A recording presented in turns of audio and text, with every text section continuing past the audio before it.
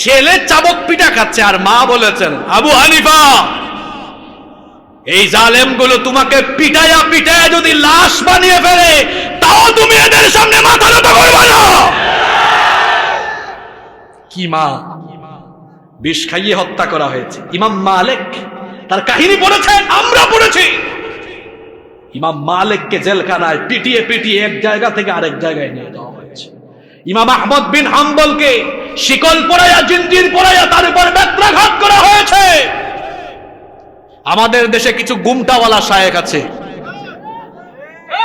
গুমটা দিয়া দিয়া এসি রুমে বসে বসে ফতোয়া দেয়, আর কথায় কথায় শাইখুল ইসলাম ইমাম ইবনে তাইমিয়া রাহিমাহুল্লাহ বিভিন্ন ফতোয়া তুলে ধরে। শাইখুল ইসলাম ইমাম ইবনে তাইমিয়া রাহিমাহুল্লাহ তিনি একজন বড় মাপের মুজাদ্দিদ ছিলেন, এ ব্যাপারে কোনো সন্দেহ নাই। কিন্তু গুমটাওয়ালাদেরকে বলতে চাই, শাইখুল